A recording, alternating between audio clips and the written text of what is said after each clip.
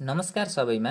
आजको यस जानकारीमूलक भिडियोमा हामी कुरा गर्छौं डलर कार्ड भनेको के हो, यसलाई कसरी बनाउन सकिन्छ र यसलाई कसरी प्रयोग गर्ने र यसका फाइदाहरू के छन् भन्ने बारेमा।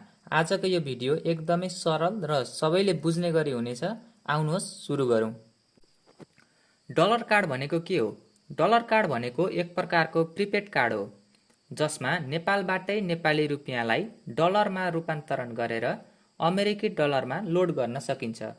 यस कार्डको प्रयोग गरेर तपाईले अन्तर्राष्ट्रिय वेबसाइटहरू जस्तै अमेजन, गुगल, फेसबुक, कानभा, च्याटजिपिटी, नेटफ्लिक्स आदिमा सजिलै भुक्तानी गर्न सक्नुहुन्छ।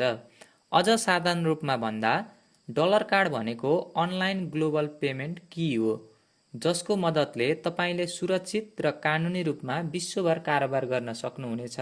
अन्तर्राष्ट्रिय पेमेन्टको माध्यम नै डलर कार्ड हो। अब बुझौं डलर कार्ड कसरी बनाउने भन्ने बारेमा। सर्वप्रथम त हजुरहरूले आफ्नो बैंक खाता भएको बैंकमा गएर फोरेन करेन्सी एकाउन्ट खोल्नुपर्ने हुन्छ। त्यसपश्चात हजुरहरूलाई आवश्यक प्यान कार्ड अनिवार्य रूपमा चाहिन्छ।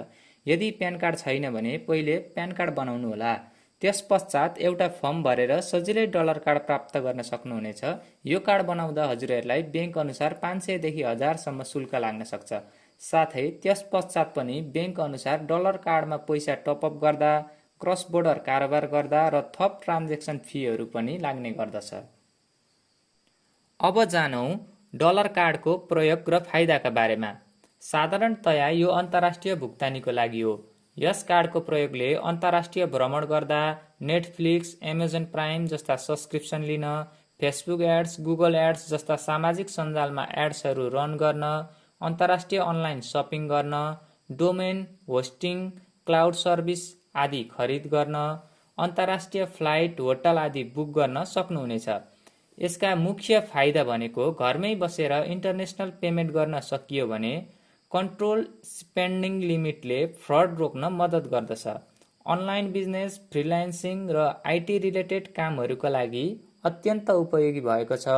ट्राभल गर्दा ग्लोबल पेमेन्ट गर्न सकिन्छ भने एकदम सुरक्षित माध्यम पनि रहेको छ।